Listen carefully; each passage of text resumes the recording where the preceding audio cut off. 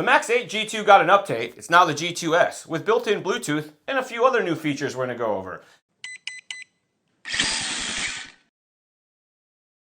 This is a quick look at the newly released EZRun Max8 G2S. If you follow any of the Hobbywing social medias, the blog, the website, you'll know that this just got announced yesterday, and I have one of the pre-production samples here to take a look at and go over the basics. Now, nothing really changed on the exterior of the Max8. It's all the same on the outside as near as we can tell, other than the G2S and the little Bluetooth logo. Still has the awesome waterproofed Hobbywing sensor wire, still has the 6.5mm motor bullet plug, and still comes with the 10-gauge heavy-duty wire pre-installed. Even the XT90s are still there. Mounting and stuff and all that is all the same, and as we all know, we get the calibers on here just to give you that real world. It's a 40-ish millimeters tall. We'll call it 39 depending on exactly which screw or where on the fan mount you're going to get.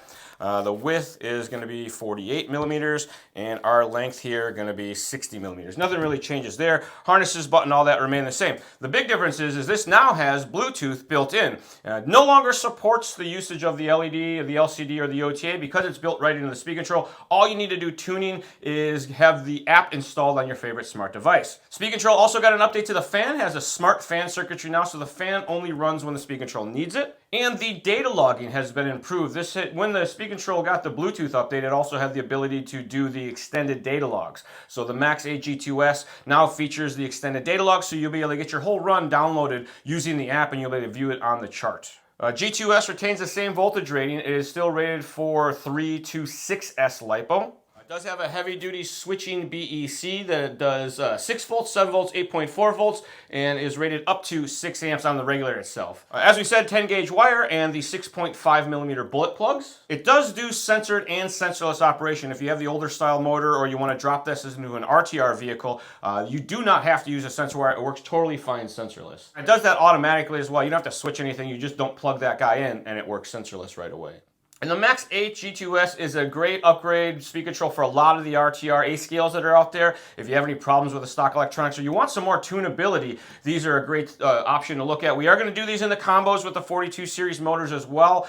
There's going to be more information on all of the official listings down in the description below. There's a link to the Hobbywing website to get your one on pre-order and see the combo options that are out there. People always want to know when this is going to be available, and typically, if we do the official announcement, it's not much long after that. So get your pre-orders in now. Hobby shops are given first dibs. You'll be able to talk to your local hobby shops. They'll know when these are coming in as well. So that covers the basics of the speed control, but let's take a look at the instruction manual and go through the settings. Take a look at the settings. It shares the same setup sheet with the Max6 G2. So if you're familiar with that guy, it has the built-in Bluetooth as well. This is going to have all those same settings. First up is running mode. You can turn the reverse off so you have forward and brake only, or you can even just make it a rock crawl style with the forward and reverse mode. LiPo cells allows you to select the number of cells that it's looking for.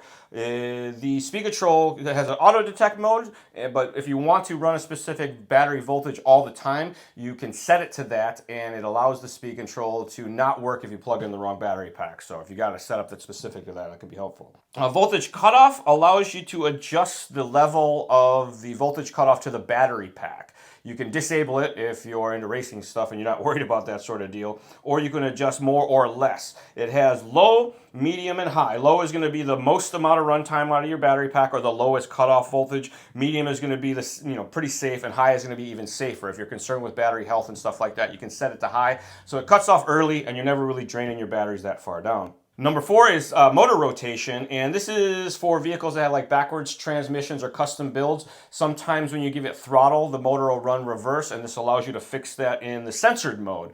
In sensorless, you can still use the wires to adjust the motor rotation. The main thing is on a sensorless setup, you want to do middle wire of the speed control to the middle wire of the motor, or middle wire of the motor to the middle plug on the speed control, whatever the case may be. And then you can use the outside 2 wires to dictate the rotation of the motors forward.